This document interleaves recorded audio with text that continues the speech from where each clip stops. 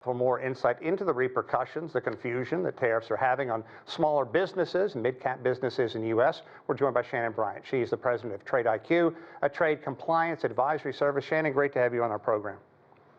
Thank you, Sean. Okay, Trump, as we said, has promised to slash red tape for businesses, yet his tariff regime has gotten American companies basically increasingly tangled up, and the uncertainty simply reigns, which is making it very difficult for these small and medium-sized businesses to move forward.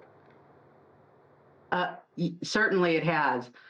Some of the most significant challenges that I've seen so far are related to managing the new data reporting requirements under the Section 232 steel and aluminum tariffs. Yeah, that's absolutely affecting so many entities because you don't realize how much that is used and how much it goes into so much that comes into the United States. Let's talk about specific challenges that U.S. small businesses are facing. Is there more paperwork, more rules with compliance under the Trump tariffs? Because I can't imagine the headache of managing these ever-changing numbers. You plan on one number, and then a month later it's something else, and then there's a threat that it's going to go somewhere else. Absolutely, that's correct. For example, under the Section 232 provisions, there's new requirements to report the country of smelt and cast and melt and pour for the metal content.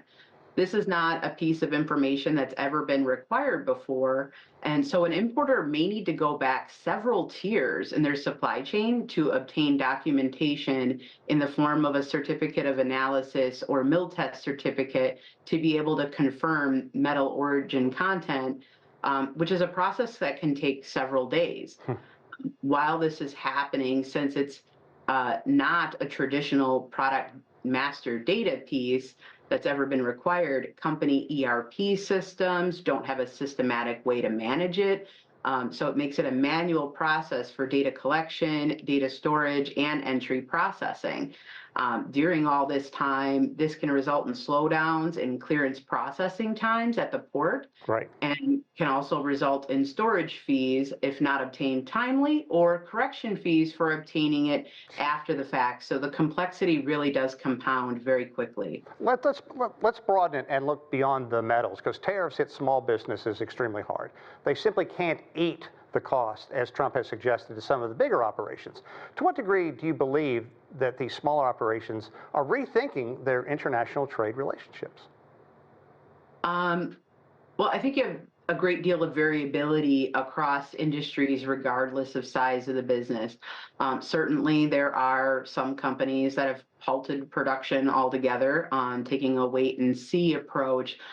In my experience, most of the companies so far has started pricing in these increases in July and August. They simply couldn't absorb them anymore, and therefore have adjusted down their forecast, just recognizing that increased prices are going to have a negative impact on demand.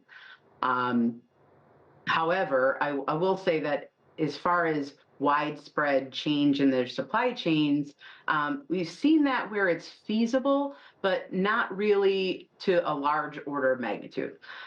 Just realizing that, some of these significant supplier relationships, changing them is very slow and expensive. And right now, you just don't have the certainty on what the future looks like to justify those significant capital expenses. Wow. So it's very much a wait and see approach. So what's it going to do to the consumer? Because if you look at this, and also the small and mid-sized businesses as well, because Trump, of course, is making it sound like tariffs are going to be the economic savior for the United States. But the U.S. Chamber of Commerce says the tariffs are having, and quoting here, a real and devastating impact. And they're highly critical of rising costs, uncertainty, cancellations, and it's really tough to argue with that. Absolutely, we've seen it have an impact on price. In my practice, a lot of what I do is help companies figure out the total landed cost so that they can price these things in. So you can see it's definitely having an impact on price.